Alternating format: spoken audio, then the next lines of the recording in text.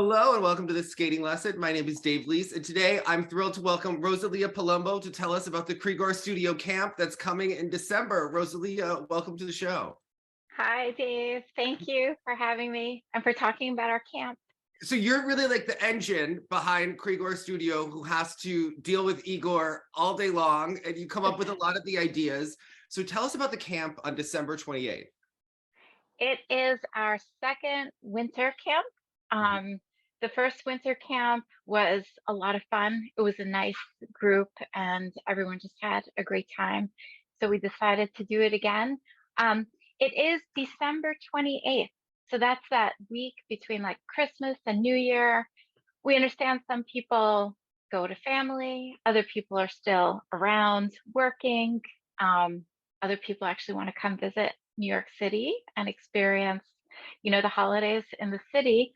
So we picked Wednesday, December 28th, and it starts at 4 o'clock. So even if you're maybe more local and working, maybe you could scoot out just a little bit earlier on that day. The first class is off ice, so you don't have to worry about putting on your skates. And that's with Tatiana Druzhinina. Now, Dave, I feel like you are very familiar with Russian royalty in figure skating. Well, Tatiana is actually, she is a world champion in rhythmic gymnastics. So, and that is Artur Dmitriev Jr.'s mother. So, yes, but she works with the team.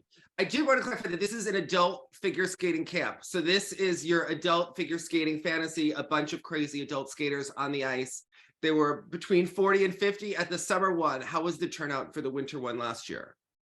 The winter one was about 14 or so, not so many, because we understand it's the holidays, but it made it really, really like intimate. So everyone was able to bond, and yeah, adults are all crazy, but we're all crazy fun in our own way. And there have been people from the camp. So one of the campers from this summer drives from Saratoga Springs for hours and hours and will come like every week and work with Kristen and Igor. And we have Anne-Marie from Boston who comes down. So it is a nice group. And I know that I've gotten a lot of texts about this. So it has been growing over the last year. So yeah. What are the different sessions that are being offered? So we have Tatiana kicking it off with some off ice, which is she's going to do expression, artistry and expression. Last winter, the adults loved it. They all were very hesitant going into the class. They're like, oh my gosh, what are we to expect here? This crazy Russian lady. And then they all came out totally sweating and saying, sign me up for all the virtual classes because we love her so much. And she's interesting. She really does love the adults. And actually, I think that's the one thing that sets Krigor Studio kind of apart for me is I've skated a lot as an adult, and sometimes you're just kind of like, oh, you want to go to adult nationals? Okay, we'll get you like the elements that you need, but maybe not all of the basic skills or the foundations or all the serious training that like I see you posting, and now with Instagram and all social media, we can see what we're doing, and the adults are all really doing a lot and working really hard. And so to find coaches that take it seriously and understand how to work with adults, because we have jobs, we have other time commitments, is really, I think, special. So I remember when I was getting ready for adult nationals in pairs, and we were skating and we had a run through and it was terrible. And she was teaching someone else and she was done, but she stayed there. She's like, no, skate it again. And like, she wasn't even my coach. She just was so supportive. And she stood there, clapped for every single element and waited for us to finish our run through. And she's just very sweet and very caring. So anyway, I really like Tatiana. And I know that Igor is teaching. Is he teaching his edge class for this? Yeah, so, and then right after Tatiana, I think everyone's going to be really exhausted with lots of good endorphins. So it'll be Sarah France, who does her slides and glides, which, yes, we had that over the summer, and it's one of our most popular classes. Everyone just has a really good time. Sarah is from Ice Theater of New York. She also goes and coaches during the summer camp at St. Mary's. She has a lot of adult students. She also works with kids, so she's really good with big groups. She's also the outreach coordinator now for Ice Theater of New York, and she's running a lot of those edge classes. But yeah, so for slides and glides, it's all the fun lunges, a lot of things that maybe you might want to incorporate in a showcase program or even in a technical program, because I see a lot of people using slides now. Yeah, absolutely, especially in ice dance. So yeah. And then right after that, we go into jumps with your favorite and my favorite, although for two different reasons, Alex Poletsky. Yeah. Right? You've been doing jumps with him, I think so. I saw you on like this crazy spinner thing. Oh yes, we got that from Zagreb, New York. But yes, he is doing jumps, and he's very technical and very calm for Ukrainian, but he is very good at breaking down jumps, and he's very analytical with everything, which is really good. He is, and I'm getting to do ice dance with him right now. So when you say very calm, it's funny. Every time I see something wrong, he actually has expression, and he'll just kind of be like, he's like, yeah.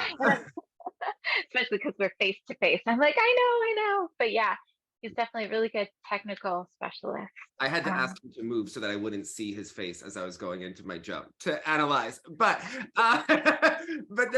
I think what I really like about Alexei is that because he did both singles and dance, he is able to incorporate kind of the best and marry those two. I work on skating skills with Igor and Kristen, and a lot of other coaches will be like, well, you're doing a cha-cha like an ice dancer, you need to do it with a skid, but he has done it both, so he can actually kind of marry the two together, and I think it's a really a strong benefit that he has as a teacher. Yeah. And then we're expecting different levels, right? So it is open to, even if you don't necessarily jump, there are warm-up exercises that are great that they do with non-jumpers. And then if there are more advanced jumpers too, we'll be splitting them into two groups. So we also have Dmitry Gromov, who we had him over the summer, and a lot of the campers got off the ice and said, I love Dmitry. Some people traveled actually just to work with him. He's out in Long Island, so he's commuting. Quite the Long Island Expressway is never fun, but he's coming in for this. And a couple of his students from Long Island followed him actually over for our camp just to work with him, because he's also very good in group settings. I think he used to coach Joel Forte. Yeah, he did the axles over the summer. He was really good. He was. Oh, that's right. You were there. Yeah, so he was really good. Yeah, I liked working with him a lot. Yeah. And then Kristen and Igor, or what are they doing? Okay. Kristen is the spin master. Okay. Right. A lot of people think like, oh, ice dancer and spins, but also, the technique required. And she also did some singles, and I think the PSA at one point even asked her to present on spins because she's such a good spin technician. And I'm watching your spins. I work with Kristen on my spins. So, and I've been working with Kristen on my spins since before 2021, that season before nationals there. So, and she's very analytical. We use video a lot, and she also is a caller. So she's really direct and will be like, your butt needs to be lower on that sit spin. Or this needs to be, this needs to be better. This needs to be higher. And I find that she's really effective in that way. So, yeah. Yeah. A lot of people don't realize spins are where you get a lot of the points, right? Especially now I see I won't tell you all the secrets, but I see you're trying to add levels of difficulty and things. Yes, I mean, you're succeeding, not trying. Right. Yeah, I do work on spins. Yeah. And then what else? So Igor's doing his edge class? Yeah. He is, yes. So after spins is Igor's edge class, which he's just a master with edges. When I moved to Jersey and started working with him, it was kind of funny. It was I just had my first child, so that was interesting, getting back onto the ice, and all he did were edges. months of edges. And I said, Igor, I already passed my silver moves. And he was like, and then the first competition I went to after working with him for a couple of months, some old coaches that used to know me looked at me and said, wow, Rosalia, you're finally skating on edges. And it's like, yeah, why didn't anybody tell me before? Yeah. But yeah, so edges are important. And also he manages to make complicated turns simple. I don't know how. Like I've taken his Saturday morning edge class, which is, I think it used to be billed as like adults learn to skate. Yeah. And it really, I mean, yeah, you're going to be doing twizzles and rockers. And counters. You're going to open the door, look through, and then slam the door shut to go the other way. And then if someone asks me if I do a counter, I'm like, well, where's the door? But yes, it is a lot of fun. And he is great with adults. I think that they're really good at teaching for adults too. And I've worked with other coaches who work primarily with kids, and there's just more yelling and it's not as effective. But I find that they're very good at understanding the pace that adults tend to learn and the expectations there. Igor's like, Rosalia, I don't know how you do it with everything on your plate and you still come here to skate. And it's like, yeah, because we love it. That's the difference with the adults. I mean, I'm sure some of the kids love it too, but you know, the adults we're choosing to do this to ourselves. Yes. So how can people sign up? Oh, sorry. Hang on, there's one more. So, you know, during the summer and also during the winter camp, everyone was asking me about patch and figures. And I was like, really? And I think this summer too, a couple of people went up to the Lake Placid. There was some special event with Dick Button. And then like the couple of days after that was the World Figure Fancy Figure Championships. Yes. Okay. On the black ice. Yeah. Yes. And even some, you know, a friend of mine who is not, you know, I don't really know. I don't pay attention to people's levels, really. Maybe I should, but perhaps like pre-bronze or something. Someone who's working on their like 3 turns was able, they were posting videos of themselves doing all these fancy figures. And it was pretty amazing how it is open to a lot of different levels and people are asking for it. So we've added Catherine Banjardi, who is also Ice Theater of New York, also a coach. She's also a synchro coach. I'm gonna call out Anne-Marie Donahue again because she's so obsessed with synchro now and her colonial synchro team. So she's wondering if Kate is available for private synchro lessons as well. So I don't know. I think she'd have to bring. And Catherine always opens the Ice Theater of New York show every year with her figures number. Yes. I love that. Like she just comes out with a scribe, and a lot of people don't realize that the show has started. Yes. That's every year. Yeah. And also you can get private lessons from coaches during the freestyle session. I actually did that last year over the summer. So I found that really effective because you don't always get access to these coaches. So it's a lot of fun and you can work on whatever you need to. So. Yes. And they give, and you know, sometimes I even wondered like, well, what can I get from like a one-off lesson from someone, you know, but they are so used to doing this that they are able to give you different exercises that you really can work on your own and that you can even bring back to your coaches. I mean, your coaches at your home rank and show them what you've been working on. Yeah. So do that. And then we have different coaches. So I always film it and then bring it, and that's how I do. So what you're gonna say? I'm sorry. Yeah. Right. Yeah, and then we're ending it with another off-ice class of stretch back with Tatiana, who is doing like evening stretches for adults on Wednesday nights at 7 virtually, but so she's doing it in person at the camp as well. And it's really great to have like a rhythmic gymnast to do stretching, and especially in person because she can check your posture, make sure you're in the right position, and push down on you if need be. I actually took a private once and it was like, does this hurt? And I'm like, no, okay, let's do it more. But then again, I said, please hurt me. So how can everyone sign up for the camp? So you can sign up from the Krieger Studio website. And there's the easiest is kriegerstudio.as.me. Just, and also through Instagram.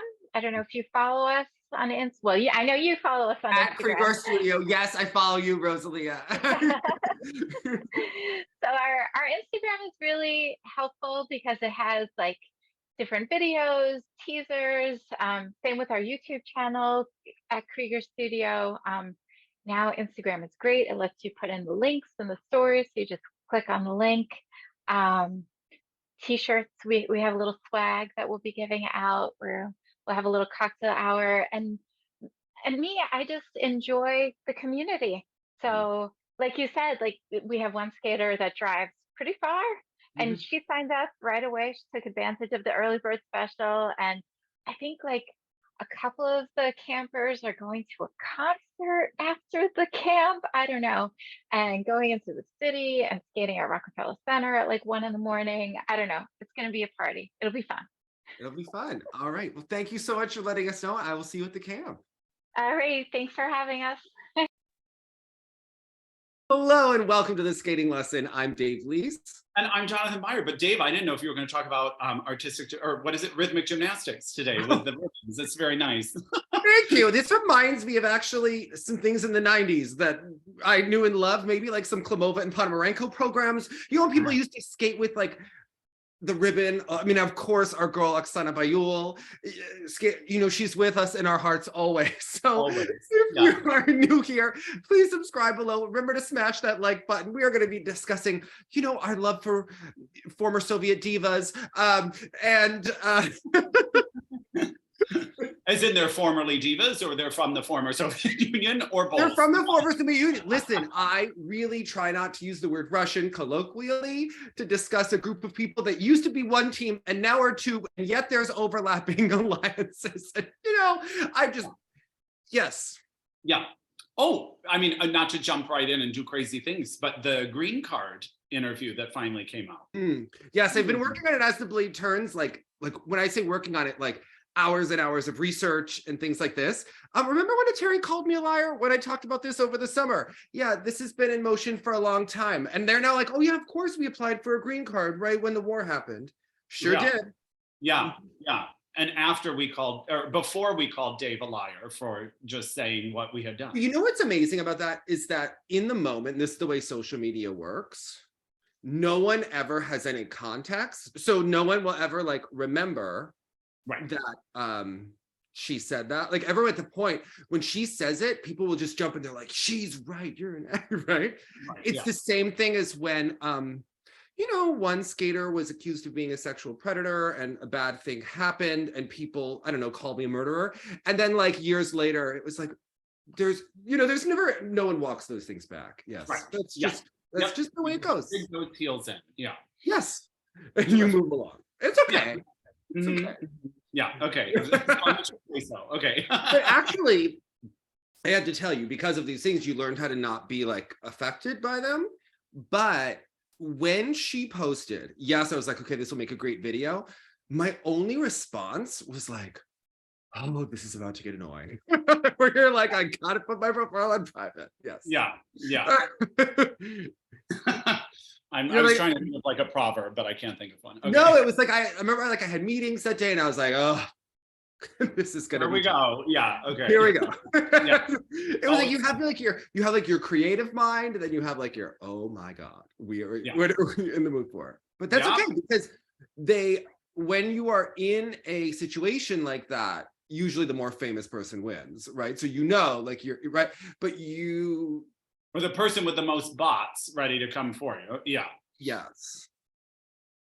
Do you remember when Doug Haw said that Tuktamisheva would get higher components if she lost weight? Oh yes, I practically had a nervous breakdown at the response over that. Yeah. But it was like, we tried to move that along, right? And tried to get him to clarify what he meant, why he said it, and reiterated that he was the one saying it based on his experiences. Yeah. Oh my God, remember when we wanted to do like, did you want to come on to correct it? No. And then it's like, oh my God, because if you're dealing with someone who's in skating for a long time, they're going to be like, of course, you know, that's correct. Which but it's not the right thing, right? Like people, and so you cannot have like this new, there's no nuance. You're like, oh my God. And what happened? Yeah, we don't even have to say. Yeah. Okay. Yeah. Anyway, moving along. Welcome back. Welcome back. Meanwhile, in the first weekend of December, yes, okay. Oh, it's a messy world these days. You know who's not doing well is Kanye. Let's put our attention there where it belongs. It could always be worse. Yeah. It could always be worse. People wanted to free Britney. Now when I look at Britney's Instagram, I'm like, well,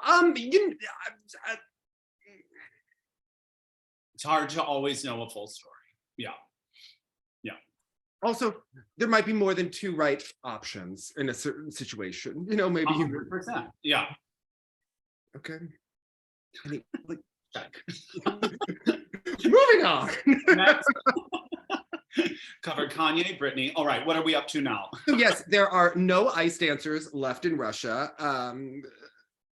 Khudarbadieva is going to be Russian champion because Stepanova and Bukin are not competing this year. Sinitsyn and Ketselapov have been on Ice Age. They haven't had programs ready to our knowledge. Annabelle Morozov and her partner have already split after 2 promising showings. He has a girlfriend. Whoa. Shift it back. I didn't hear about this. Yes, What did you know, happen? I posted about it on Twitter. And I plan to do a big As the Blade Turns, but of course, with the schedule, there's only so many days that I can get this. I've had a really exhausting couple of weeks, and I've been working on this As the Blade Turns. I've also been coordinating with another reporter, and like my mental energy like goes. And the one thing I'm not doing this year that I did last year is like, I won't take a Red Bull to bust out a video at night anymore. I'm trying to like listen to my body, get enough sleep, train, do everything, like not. Last year, I would be like, oh yeah, I can do a Red Bull at 9 o'clock and get another video out. Okay, let's do it. And like, this is not that year. You know, this no is Olympics this season. Please take care of yourself. right. Yeah. So I'm like, I will do 45 minutes of stretching. I had like a rough 6 months. So I'm trying to like pace myself, right? And yes, so she does have another partner. I had first heard this from I had gotten a tip from a Russian reporter who may have won the Olympics in diving. And then I heard it was confirmed. Kolya spoke even to one of my coaches, and then they confirmed it in the Russian press after I posted about it. But it is true. David didn't want to train in Florida. He has a girlfriend. Now, here's the thing about ice dance couples is that as soon as they like become a team, they all take photos together. I can't say if Annabelle and David were dating or not, but they certainly had like a lot of pictures that had like body language. That insinuated. Yeah. Okay. And they had like chemistry on the ice. I mean, she has chemistry with almost anyone. I mean, the last partner with the guns, she did her best. They never liked that other partner. I heard from day one that there were issues with the other one. So I was never surprised. I was surprised how long it went. But okay, this guy doesn't want to go to the US. Now, meanwhile, there's a draft going on. She is his best ticket out, right? So of not going to war, because the skaters seem to have only protected status based on how highly ranked you are. And if you piss off Nikolai Morozov, who still has some sort of stature in Russian skating, what if you are like no longer a valuable person to the Russian sports machine? Like, I'd be afraid, like, I don't want to go to Ukraine. Like, I don't want to go fight in Lugansk. Like, you idiot. Right. You freaking idiot. You were going to have your results bought and paid for, okay? Yeah. And brought to they the were looking so good in this fake series or whatever they were doing. Yeah. And you could have been Russian champion this year. Yes. And maybe competed for France or whatnot. So, right. So he didn't want to go to Florida. We don't know if the girlfriend at what point, like, we don't know the timeline. It's the most Morozov situation ever. I mean, just calling a spade, that is what someone texted me, who also worked and skated with all known parties. And it's just like, yeah, it seems very Hackensack. So yeah, I don't know, but it was a great run of a Cardi B rhythm dance and a Moonlight Sonata free dance. Remember, I told you sometimes you want to skate to a remix of Moonlight Sonata with like 2 women singing, but then you're like, maybe it's not a good idea for a whole season. He might have agreed. You know, that must have been the ultimate deciding factor. Yeah, it lasted 2 competitions. It was what it was. Apparently, they're already bringing another boy from Russia to Florida to skate with Annabelle. But it starts at square one, and hopefully Nikolai doesn't screw this up for her. She's the most talented skater he's had since Elena Ilinik, and Nikolai sure messed that up and ruined a whole bunch of careers. So, because in Florida they would go work with who? With Morozov?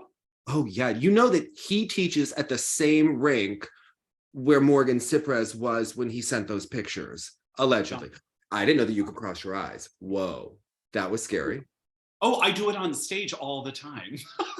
Try to get my seeing partner to laugh. Oh yeah, sorry, I didn't mean to be offensive. That's just a whoa, gosh, yeah, okay. Stop doing it. Oh my God. Stop. It's alarming. Okay, got it. Not a fan. I know that my eyes do weird things and they bulge, but I think they've been getting better. I've been doing this treatment. So okay. Yeah.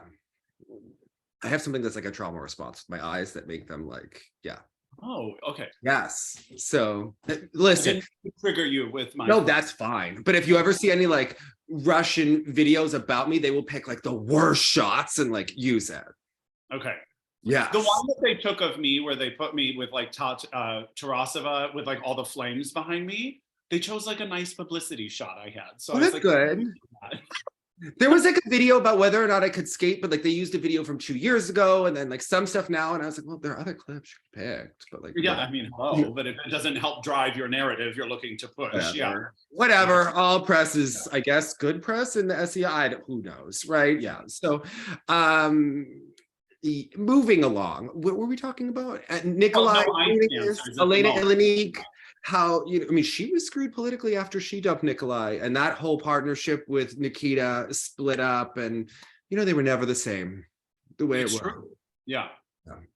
That was the magic team. Also, they were an Operation Resultat, and I've noticed that anyone that was on that 2014 team that won gold, their bodies were never the same after that. Funny that. You know that book, The Body Keeps the Score? Yes, I do. I keep it on my nightstand. I think we're going to learn that you can take trimetazidine for a time, or you could take meldonium like Tuktamisheva and get through the 2014-2015 season at a certain level. But damn, it might take you 4 years to recover because the body keeps the score, Jonathan. Sure does. It sure does. The body remembers. Yeah. So I think that's, even in Mishin's book, he goes Tuktamisheva did so well. And then we couldn't figure out why she could never achieve that level again. Well, wonder. Oh, well. Yeah. When did Mishin write that book? I don't know. It came out, though, a couple of years ago. So it probably would have been before she went back and won the silver at Worlds. Yes. Okay. I believe that maybe that season. Yeah, I think it was a COVID project or something. Yeah. Okay. So, it was funny to see. So do you want to start with the jump competition or do you want to start with the preview? Oh, also, so no Diana and Gleb. They are going to do a U.S. show in Virginia. Annabelle has this new boy, and he's still getting his green card and more of the same. And there'll be an As the Blade Turns I've been working on, and a lot of it, as usual, the Russians give all the hints in their interviews. Even when they don't know, they can't stop talking about it. Right. They're actually dropping clues left, right, and center. And if you can connect all the dots, well, it's there. So yeah. Anyway, Anna Sherbakova's interview was check. And then you're why was there a trace amount of TMZ?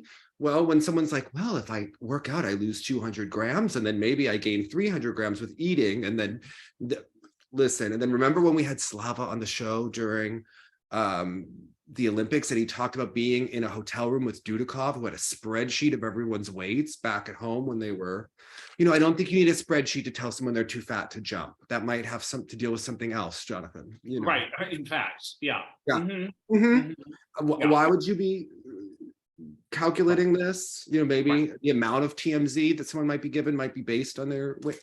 Just saying. Yeah. Just a possibility. Just food for thought, which, I felt like this jump tournament, watching Valyeva through the season, I was getting,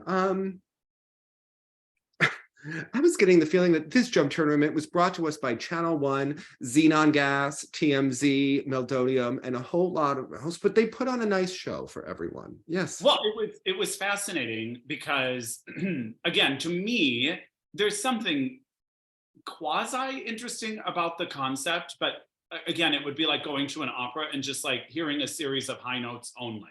Do you know what I mean? Like, out of context, it's just a little bit like, oh, this feels more track and field or gym, like, than. Listen, I view this in a certain way. If this were 1995, I wouldn't mind an event on VH1 where we saw which diva could belt the highest.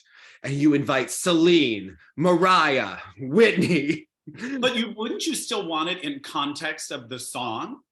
You don't want like maybe we could give them like a certain number of bars to sing, and then they have to go for that big note. Okay. Yeah, but give them an excerpt like this.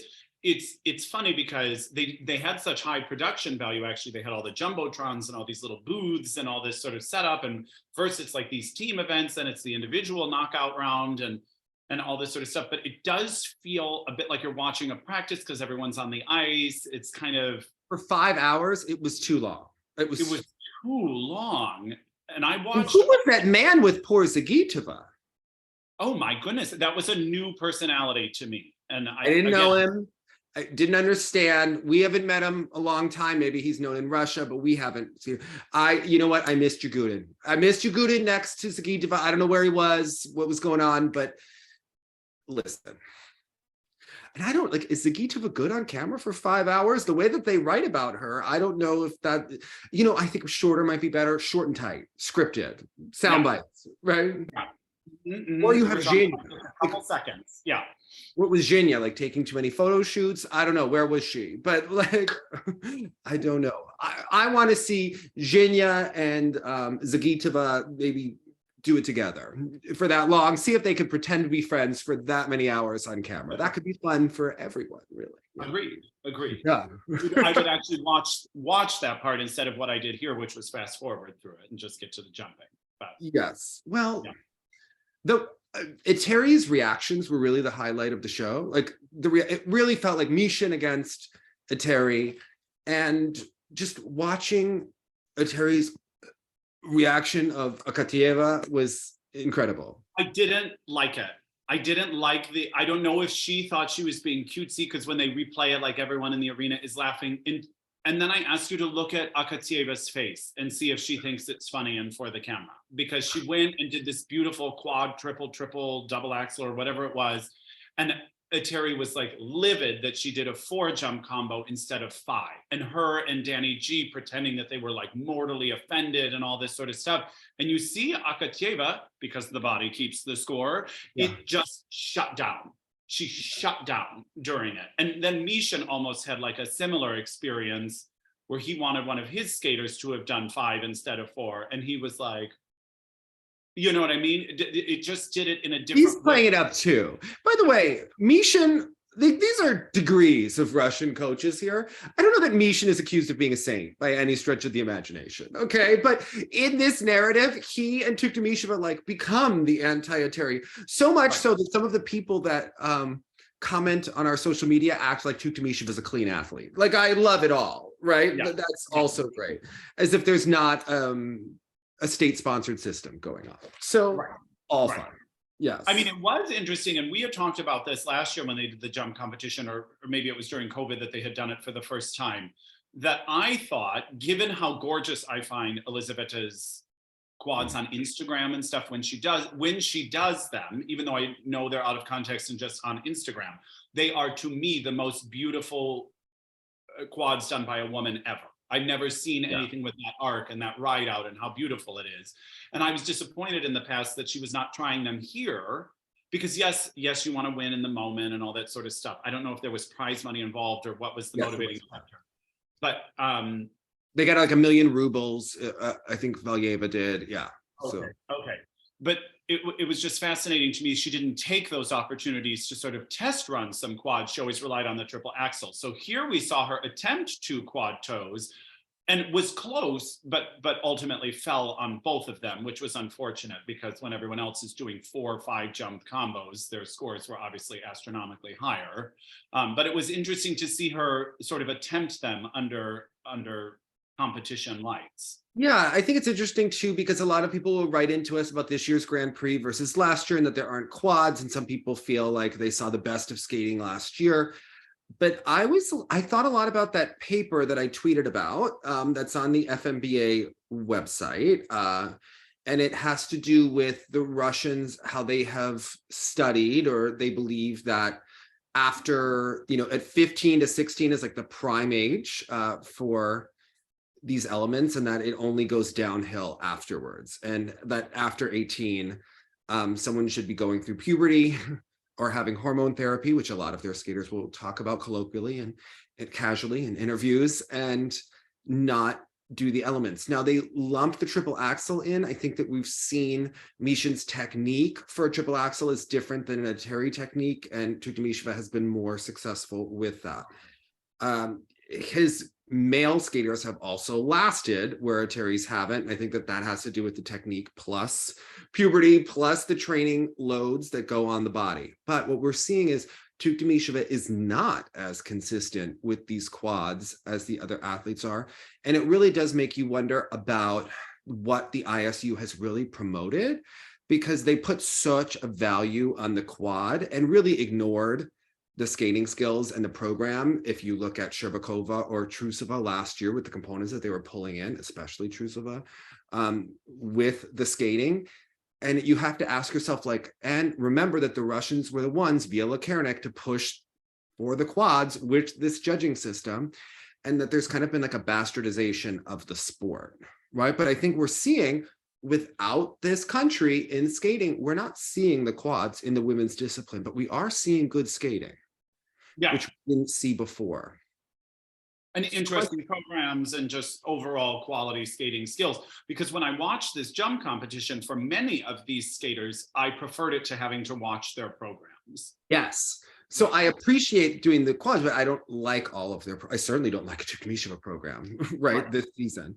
And I have to say, this showed maybe the best of what some of them do. I thought it was interesting that we saw Valyeva do like a 5 jump or 6 jump combo in practice, not in the competition. So it does show you what it takes to do one of these jumps in competition and put it in context. It is kind of amazing that Tutberidze gets herself to the level where she can land these quads in practice at her age, but then you see how rare it is that she'd ever be able to do it in competition and compete with the other skaters. And you tend to wonder, what are we really valuing? Is these just gymnastics tricks as opposed to skating? And I also had another thought, is that when figures and skating quality was what was prized in figure skating, the Russians were the best at that. Kira Ivanova would win figures, Faddeev would win figures, and they put their emphasis there so much that they didn't even train the free skates, right? But when that was how you won a competition, they were the best skaters, the best edges. Now they've changed the sport. It's all about being the best rotator, and they don't care about skating skills at all. And you can see that with the eteri skaters and with the Mishin skaters. Because they'll put the effort into whatever is valued most to win. They're after the win. I don't think it's just, especially we know from early on, it was not, this is a culture of jumping only. No, this is a culture of sport that wants to win. So whatever they're told will win, they will put all their eggs in that basket. And that's what they've done. Yeah, and the longer that they've been out of the Grand Prix, I think we're losing a generation. We're not seeing as many of these programs with the quads, and we're kind of done with the Trusova at the end of Valyeva, right? And certainly at the end of Sherbakova, and we're going towards this Akatieva Petrosyan generation. And Zhelina was pulling out some huge moments here. Yeah. Yes. But we haven't seen them in context with the other skaters, and seeing these other skaters separately, I'm starting to like this product more, what we always thought. And we used to get a lot of messages from people being well, I liked Cowrie better than the other skaters. Why are the other ones winning? Right.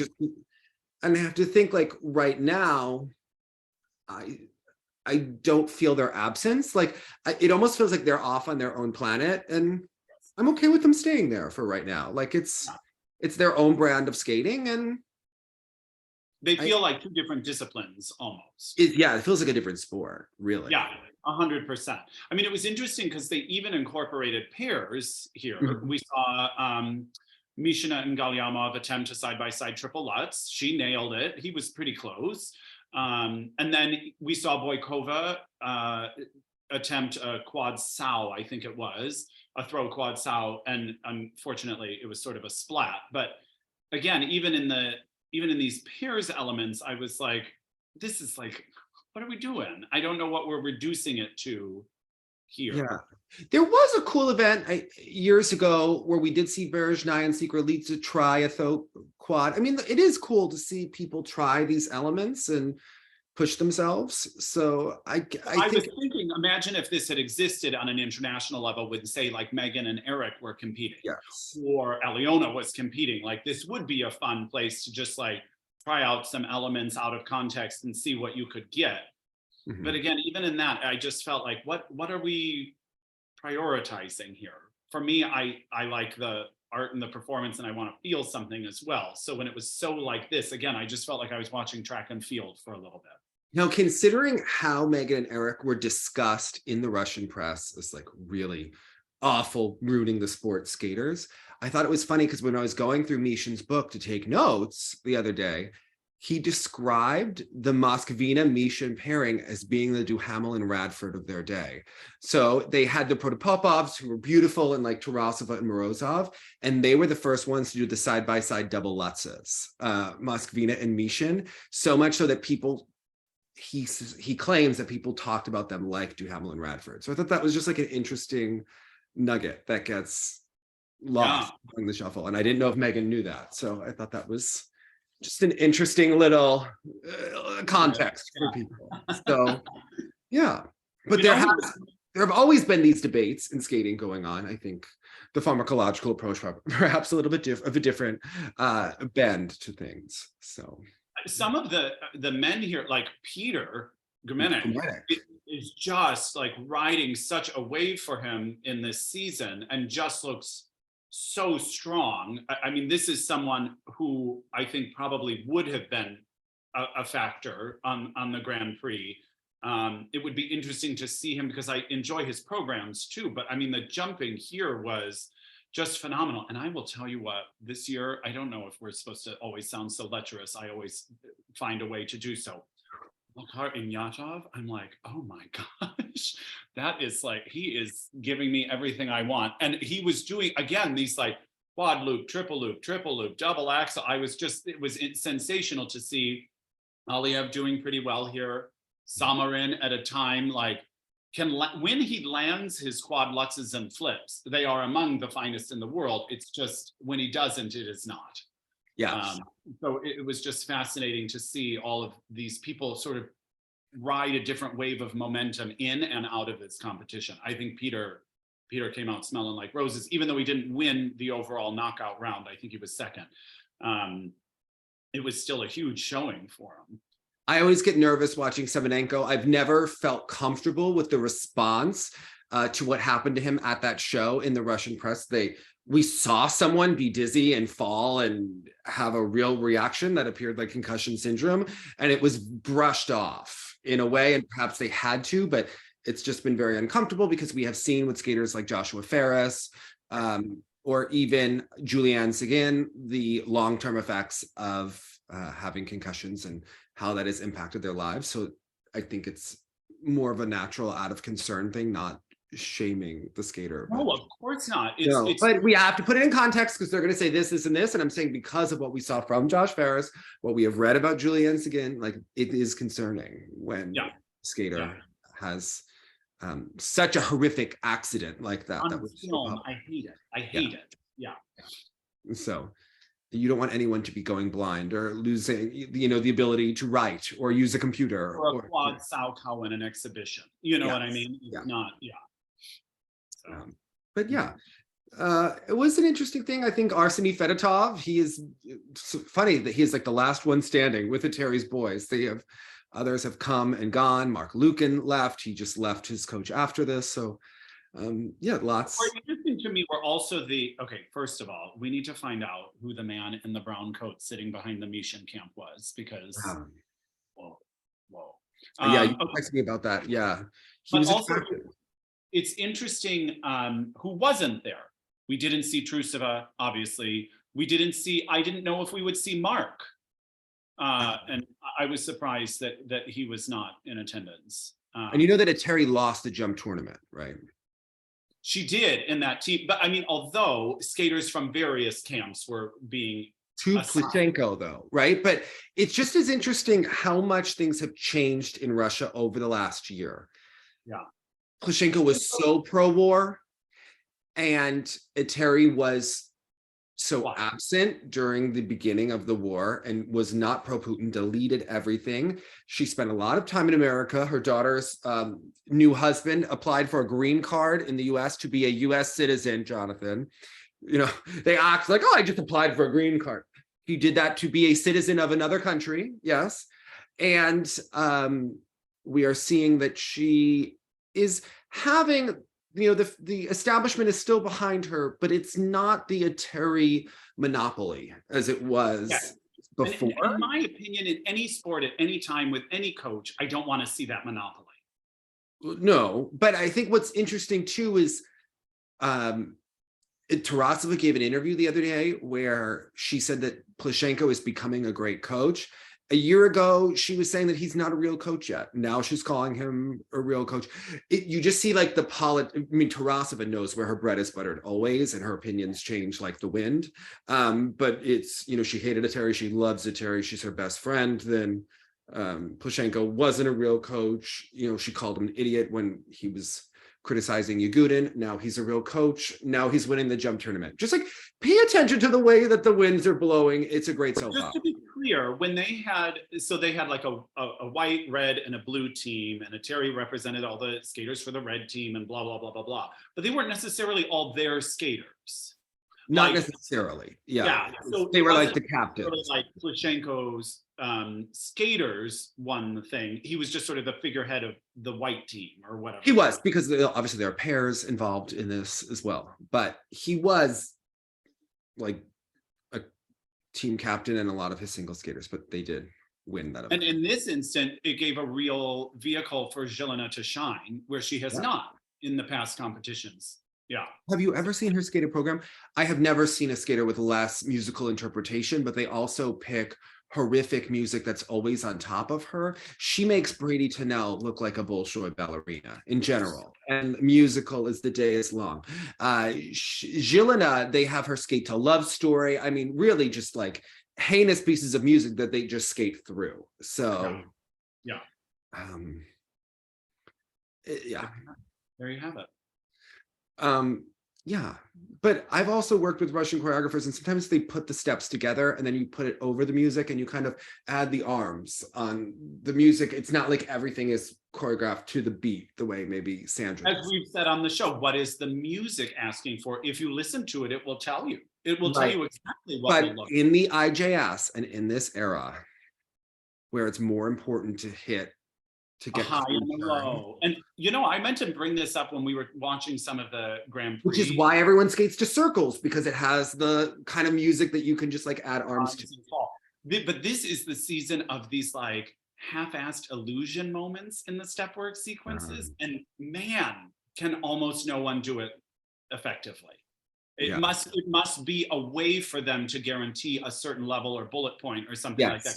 Everyone is doing it, and everyone just looks a little haphazard. Because you have to show high and low movement. Yeah. So when I was working with Olga, she added something to where I touched the ice and like move back in mind to be like the only purpose of making sure that you get a low movement in. Yes. Yeah. Absolutely. Yeah. But she's like, but other people won't do it, so it'll raise you up a level if you do it well. Yeah, I mean, it's a bastardization of art. Okay, it is. It is completely quantifying it. You can't be as creative because you have so many constraints. And although I understand you know, on paper, it makes sense. Like, oh, a lot of levels would be nice, but does every step sequence need all of the same things? Because all of the music is going to be so different, hopefully. Yeah. But yeah, hélas. Yeah. Adult skating is also really frustrating because if the better you get at it, you need longer setups into jumps. And you're in adult skating, the problem is the time limit. You're always like fighting the time. And it's like, well, I could show good spin positions and have transition. Like I can't do it all.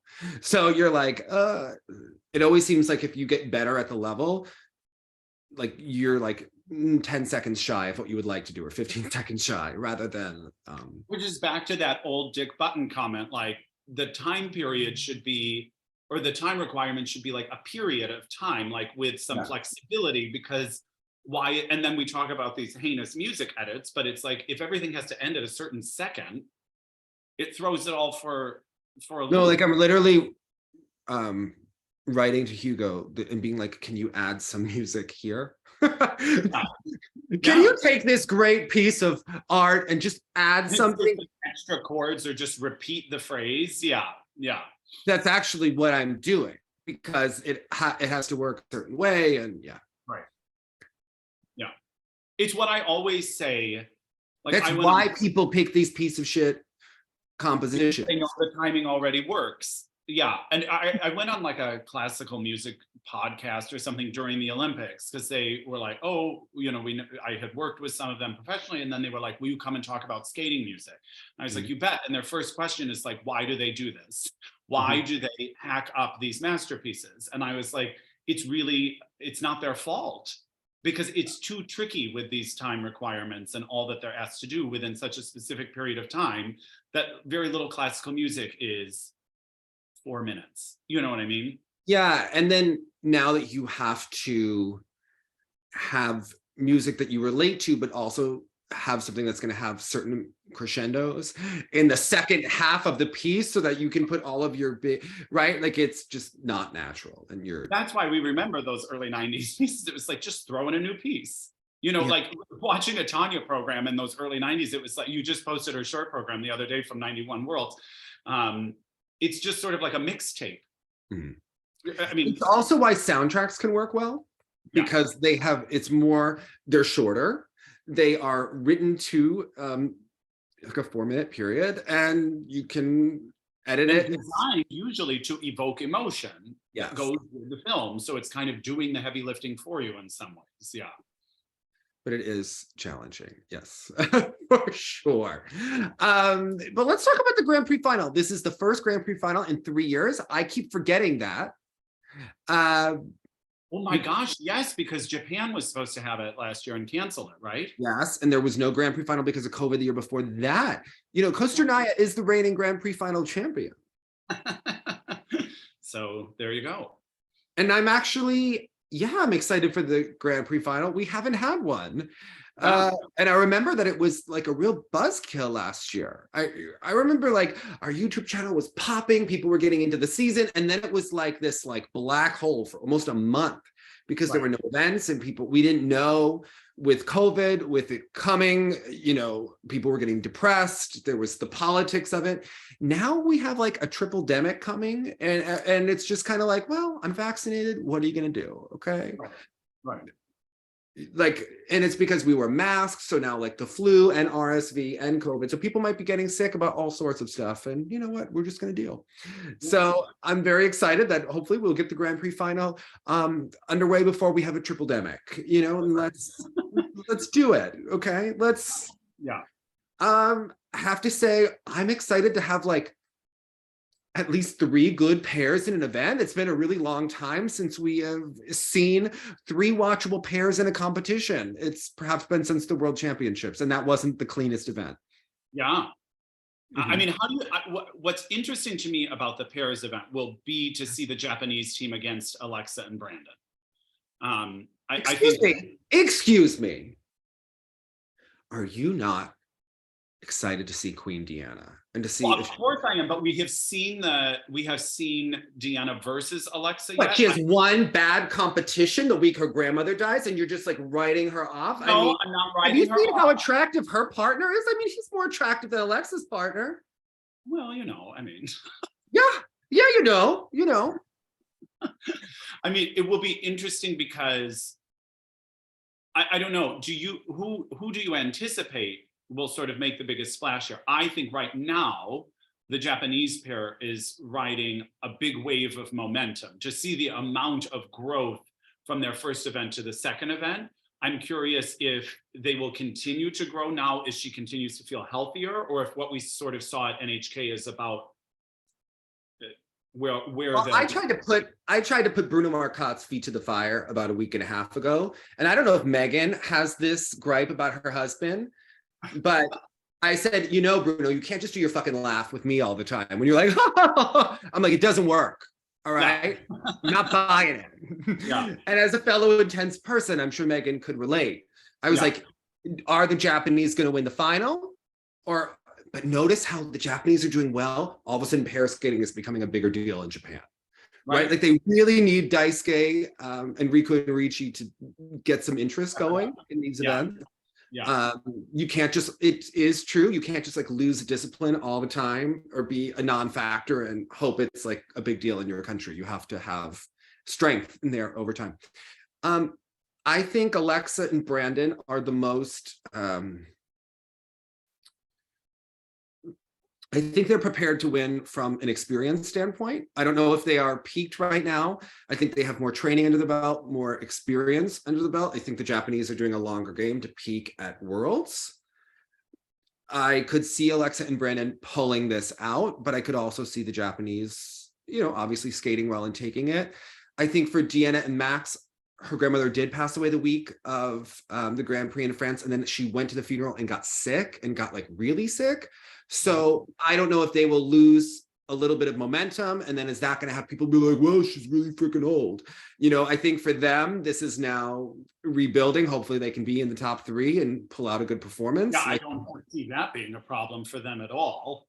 You never know. I mean, listen, Emily and Spencer aren't going for the side-by-side triples necessarily. So if you are clean and can do a clean performance, what is that worth if someone else is going for it? So also, we've seen like a lot of pairs not do 2 side-by-side triples in competition. So I'm interested to see if we're going to see these at the final. Will they wait for it later? For Deanna and Max, maybe they won't do it until later because they don't really need to and they were sick. I think being clean and keeping to it, like avoiding disaster, I think is bigger to like establish yourself as like, we are a top 3 team in the world every time out. I think is really important for them. Yeah. And then we don't know if Peng and Jin are going to come back or not. Like what's going on with China, we don't know. Now Bo Yangjin is at the cricket club. Are Peng and Jin retired? Are they allowed to retire? Like what is going to happen there? They're the king and queen of doing 1 side-by-side triple. So yeah, I think it's really important for Deanna and Max to be top 3 here, get a medal, screw everyone else. That momentum. The judges have welcomed them, and I think they're ready to keep rolling with it. Yeah.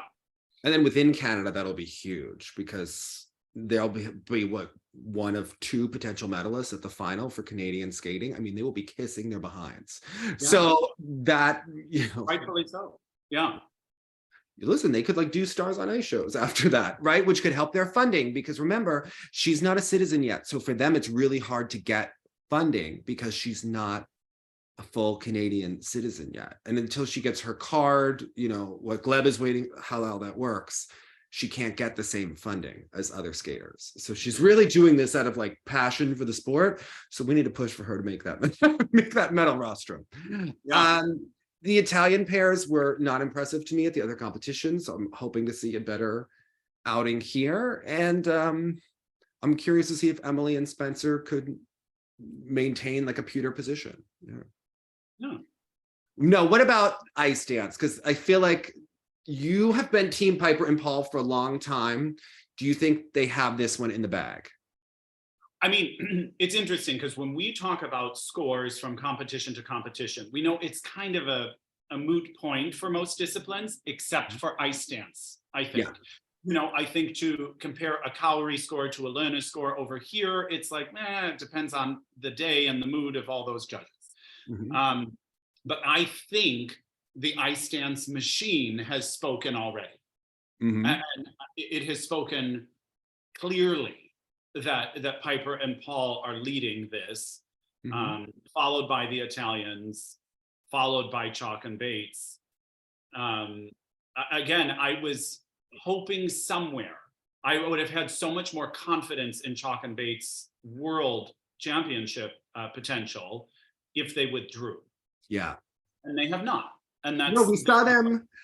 Okay, with Sam Chouinard, can someone explain when he does his like improvisation and we see some of the Instagram videos, why are they always in like a boxing ring? Like, are we against the ropes for our careers trying to like make it work? Like what? Well, I don't get this. All right. Like the man is a break dancer. He's Canadian. Like what's with the boxing shit? Like, I don't understand.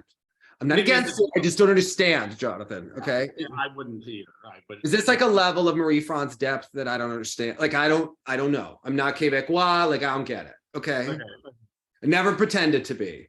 We support Marie-France, but this year, okay, this is like Marina Zueva, like, right? She had Tessa and Scott and Davis and White, and then when they retired, she had the Shivyatanis. Right. Marie-France had Virtue and Moyer, Papadakis and Cizeron and Hubble and Donahue, and when they retire, she doesn't have that next team that's like so easily slotted to win, that this really opened the door.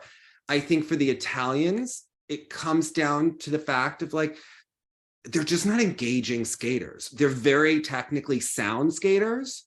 Which is, I think, how they are going to accidentally wiggle past other more interesting teams. I don't see them surpassing Piper and Paul, but I know they just have, Piper and Paul have really great programs, and unless they screw up, they've just made it like impossible for these other teams to pass them, because it's still a sport that's based on art and emotion. And I don't know what the Italians are selling. And I don't understand. They're selling levels and they're selling, you know, technical GOE points, I think. Nothing that's interesting to me. Yeah, but I think it will land them in the silver medal position here and maybe at Worlds. Yeah. God forbid something happens, one wipeout accidentally or something from the top team. I think it shows you with Chalk and Bates, they are getting older. I think it shows you like how important material is. The first year that they had that snake charmer program, they were in line to be world silver medalists, perhaps, right? And I think we've seen when the material's not as strong and other teams have stronger material, it can vary in ice dance. And this year just feels like they tried to be creative, but it just wasn't enough. Like David Bowie wasn't Prince, right? And I don't know what this free dance is. They have some beautiful lifts and beautiful moments with her in a split, but the sum just doesn't do it for me. Yeah, so. Yeah. I'm actually the Canadians, you know, passing them up for all we know. The Canadians could be the bronze medalists here at the final. Yeah, especially when you start to see, you know, the levels that each skater is being assessed for a level, it becomes more of a question mark. You know, if there are any errors. We haven't seen Fear and Gibson in a little bit. You know, they've competed a lot early on. They've been retooling. They've been gaining confidence. I know that they're going to the British Championships this weekend, and then we're going to see them. This has been a great year for them, a huge year. If you look at their skating ability a year ago in the fall with the Lion King to now, they've improved a lot. This program shows off their strengths, hides their weaknesses better. I think it's a real chance for them. I think if they even finish top 5 here, that would be huge for them. And I think that they could. I know who the 6th team is. Hawaii and Baker. Oh, of course. Yeah. And they're another team that could finish anywhere from 3rd to 6th. I think 3rd to 6th is really open-ended here. Yeah. Yeah. Which makes, again, as we'll talk about in several other disciplines, that's what makes a competition interesting to me. Yeah. I don't go in knowing the placements. I think there's a lot to see how it unfolds. I don't hate any of these teams, right? Like I don't have like a distaste, which in other years, yeah, like the Stepanova and Bukin Beth Hart program was like, right. So I think, and I also, because the Russians aren't here manipulating the results to be a lot higher than they would deserve to be, I don't feel that cognitive dissonance or anger that we're being gaslit in the situation, that it's actually like a fun thing to watch. It's a fun thing to watch actually play out because, like you said, especially in dance where it seems like 3 to 6 could go any way, and it would be fun to watch the skating determine that. Yeah, That's an exciting event. Yeah. Like I think they all have interesting things to watch. Like I don't love Chalk and Bates's free dance, but I do think that they have the best lifts in the competition. I am going to be excited to see her do that drag split move on the ice and wish that I could do it. So, I think skating scores that come, like ranking the elements in the ice dance, like, yeah, I'm really down for that after the competition. So 100%. Well, let's talk about the women's event, because this event, speaking of a tight race, it could go any which way, but 2 of your favorite skaters, actually 3 of your favorite skaters are really in it for the what Debbie, yes, but I feel like you have been Team Luna for a long time. Yeah. You are Team Maimihara for a long time, and you have been really behind Yelim Kim. So Team Yelim Kim short program. And her triple, right? Yeah. And it's an interesting one because each one is bringing something unique. Like Luna brings that sort of like womanly sophistication to her program, which is nice to see, and sort of the perspective that her age compared to some of the others does. Maimihara is sort of this sentimental story. We've got Yelim Kim, who's got, in my opinion, the most interesting short program. You've got Kaori, which is going to be, I think she's the most, the person I'm the most interested to see here stacked up against these other ladies, because I'm the most nervous for her because we haven't seen a good triple yet. And I think that she's been trying to have these complex programs and do the technical content. And she had, I think, like a bit of a post-Olympic slump over the summer where she really didn't look great in the shows. Yeah. And now it's like, okay, we need her to turn this on. And, Rinka can do a triple axel and was looking so good early on, not as good on her second event. So I'm the most nervous for Kaori. Jonathan, I'm like Team Kaori, like stan. After all we did was get the Benoit out of her, get her with Rohita Marie Franz, cut the hair, give her some posture, give her some great music. I'm standing these programs, but I'm like scared as hell for this triple in the second half. She has the most to lose almost, I think. Yeah. But also the most to win, like if she can cement herself. Right. I think this is the most competitive event. Yeah. Because again, we're seeing everyone at about the same level. And then it comes down to taste and performance and material, which is, in my opinion, unfortunately, where you lose a little bit of and you, quite frankly, in the long, you lose Yelim. If everyone skates clean, like I always loved when Sandra was on and she was like, but you guys, the program only matters if everyone skates clean. I think they could here. They could. And then Isabeau is really a wild card. She does not have the best jumps, but she does have the best spins. And performance quality. She'll know how to sell it and make it look good. She just has more inherent energy than like a Mai or something like that. Yeah, it will be it's the discipline I think I'm looking forward to most. And will Rinka change that triple Lutz pattern that she has missed 3 for 3 this season? It's the last element in her free skate. It hasn't worked yet. Come on, it is time to figure this out, to at least change the pattern, change the jump, whatever you want to do. But we have seen her miss it 3 times in a row. So I want to see, because Japanese nationals are right after this event, is way important. That could determine winning an event, going to a world championship. That field is really deep this season. So pay attention to, I think, Kaori's triple in the short and the long, and that Rinka triple Lutz at the end. The second Lutz, yeah.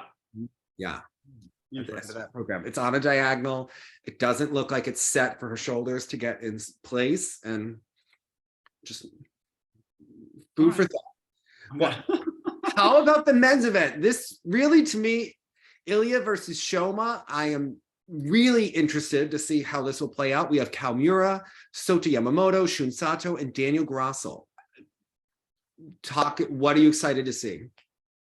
Shoma, I think these programs are just so classy and so phenomenal. And because he has the quad flip, it's not like Ilia has a stranglehold on that technical mark because he's doing beyond a loop. You know what I mean? Because of Shoma's flip, I think he's still very much in it. Of course, we've seen Ilia's PCS continue to rise. And the quad axel is obviously hugely exciting, not a guarantee yet, you know what I mean?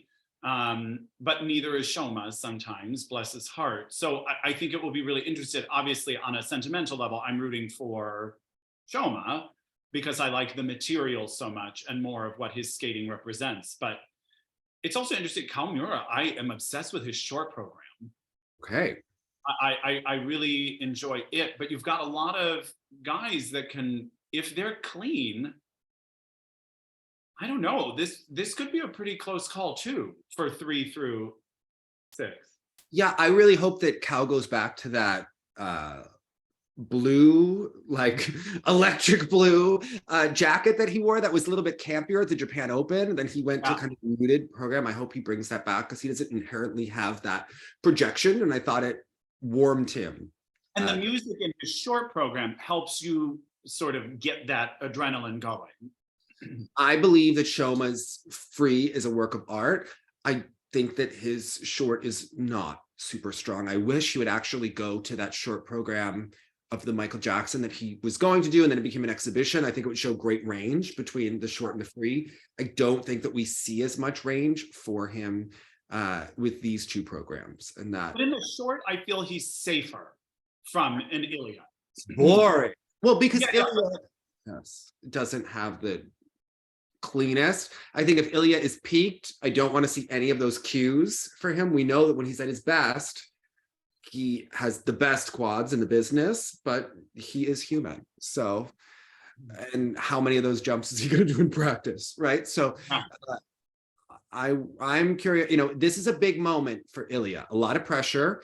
His first go round when he went to Senior Worlds, he didn't deliver, but then came back at Junior Worlds. He's been dealing with the pressure of being the favorite this year.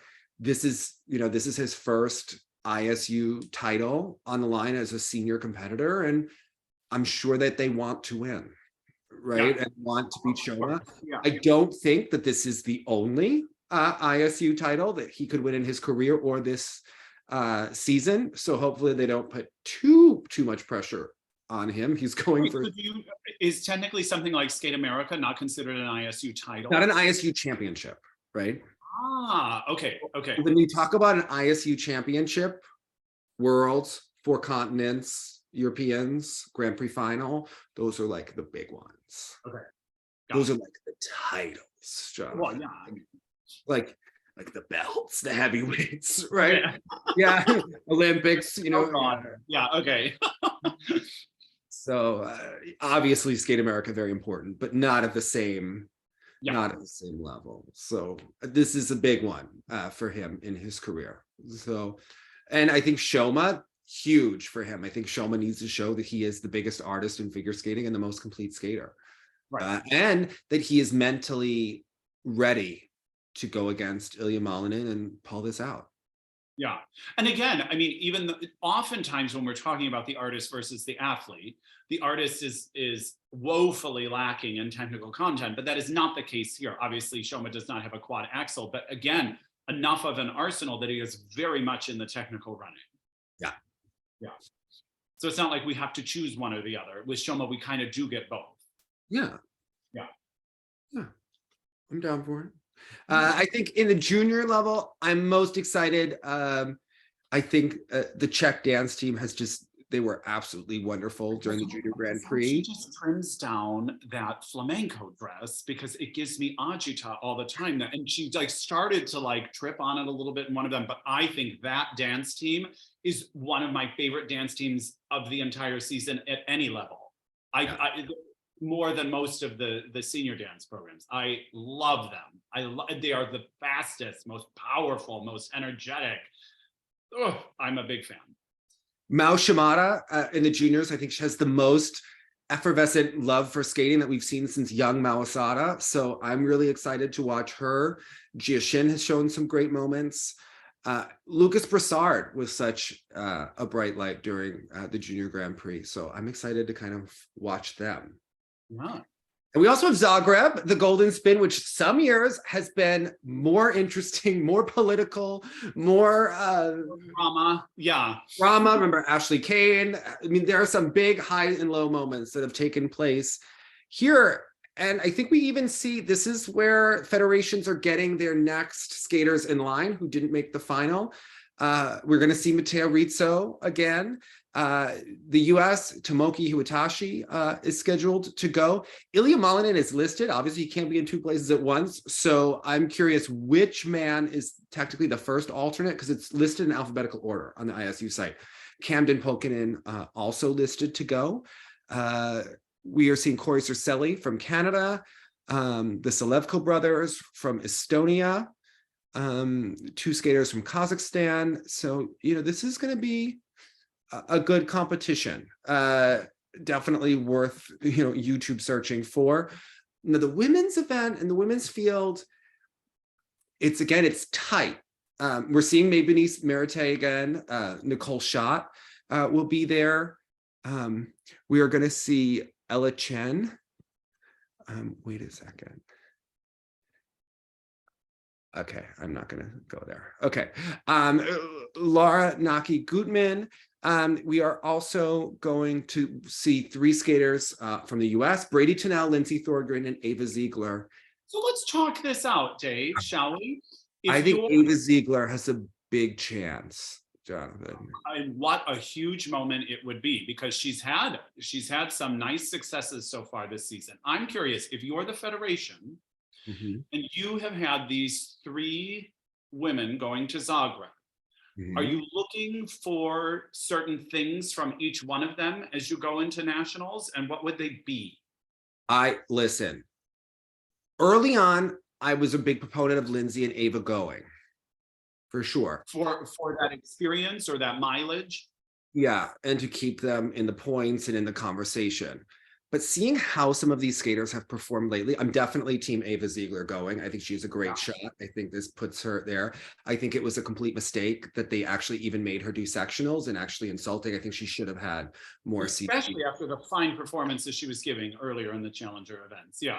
I think that was completely bullshit, especially with the politics of some skaters who got to go to some of these competitions. Brady Tennell, Jonathan, she couldn't get the lift on jumps at the last events that she has been in. You're supposed to have 3 international events to get a bye to nationals. So this is her 3rd international. To me, a skater of Brady's stature, I think, should be allowed into, if she wants to go to nationals at this point, but she has not seemed healthy yet this season. So I don't know if I expect her to skate much better than we have seen. And with Lindsay, I haven't heard that they've made any changes to her team or her approach, and it's been a harder season. So I don't know that we're going to see a magically better Lindsay right after the other competition. So we go back to when you had the sports psychologist on and you were interviewing her, and she reiterated at some point, if you always do the same thing, you cannot expect a different result. And so if you told me, like we had the conversation about the Rika comeback strategy as opposed to the Brady comeback strategy after the injury, to think that now Brady will go do that, all of that same content yet again, I don't understand why now it would suddenly be better. If you told me they were going to follow more of like the Rika approach, and they're going to shift some stuff up, and they're going to go for clean and maybe a smidge lower of a beginning base value, I would be intrigued to see that. I would say, oh, well, now it makes sense you're going to Zagreb because you're going to show how this strategy works. But also, she's still, like you're saying, she still looks tender. And why would you not rest? Yeah, well, I think both skaters too are very driven, Lindsay and Ava. Their coaches sometimes are the type where if they miss the first element, they will stop the music and restart, which we know Frank Carroll is really against. And it's sometimes interesting to see what happens in competition when they do make mistakes. Yeah. So, okay. And that does happen. So Yeah, And for Lindsay, who's had a rough go this Grand Prix season, I didn't know if I would rather wait and really regroup and re-emerge at nationals totally different, as opposed to sort of solidifying maybe the reputation that's developing from the Grand Prix series. well, I think this is a learning curve for their coaches too. So I think how this goes, we'll see with the next batch of skaters, like if there are changes that are made. Yeah. I don't know if that's, but Lindsay could also pull it out, but I don't know if there's just been enough time to rework that. So Yeah. But interesting for, I just think like they've spent a lot of time with Lindsay and maybe wasted time trying to get that triple axel when it wasn't close, and then she went for it at nationals. Like there have been some miscalculations along the way. Yeah. So, and do you say Ava or Ava? Ava. Yeah, it interests me to see her. That will be who I probably seek out the video of first. Well, she is definitely a feisty skater, and her mother is a very energetic personality. So love Patricia. So Patricia and Julia Lautova are two fireballs. So Okay. Yeah. I'm also, we're gonna see Danny O'Shea and Ellie Kim again. So I want to see how they are going to do. Smirnova and Sinitsina as well. We're actually going to see some Chinese pairs that we haven't really seen before. So yeah, no word on Peng and Jin, but curious to see how this goes. And we're going to see Trent Michaud with his new partner. So Leah. So I want to kind of gauge everyone, but it's been a slow transitional phase to the pair discipline. So to say the least, yeah. And we're going to see Anthony Ponomarenko again, Peyton Bai. We're going to see Zingis and Kolesnik will also are scheduled to compete here. So a lot of moving parts going on. For a week of just having to watch one jump competition, we are going to be in it next week. I'm ready. Okay. Jonathan, Final Zagreb, and there's a lot to digest with every single one, because unlike other events where, if I'm being honest, sometimes I may not watch the person who finishes sixth. But in the Grand Prix final, of course, I am eager to watch everyone skating in both the junior and senior ranks. And Zagreb, even though they may not be top factors in other competitions, I am intrigued to see how everyone does here. So there's a lot of skating ahead. what was your moment of the week? Oh, Makar and Yatov and that shirt and doing that like 5-jump combo. It was giving me life. Well, my moment of the week was, Alexei Gorshkov obviously passed away, and they have Alexander Gorshkov, and they have tentatively, not officially, let's cut the shit. Yelena Tchaikovskaya is going to be the new head coach of Russia. She's going to be involved. Gorshkov was always there at Sambo whenever Trusova was coming back, or Kostorная brokering those deals in that situation. Yelena Tchaikovskaya is going to be in that role. And what I love is that Russians don't believe in fake humility, right? They don't, like, that's not a thing. And No time. Reading her quote, she was like, I've already been this twice before. This would be the third time. And when I was this in the past, we won absolutely everything. And I was like, Great. You go. You're winning everything this season because you're not against anyone else. So let's see how long that lasts. Or I mean, that will be the big thing, I think, for them to look to from that position, is you have to figure out if you can re-enter this competitive arena somehow, and how you deal with the fallout from Beijing still. Listen, I believe that Tchaikovskaya is a scary woman who gets results, and I think she's great for the job. Okay, I think she's... Third time's the charm.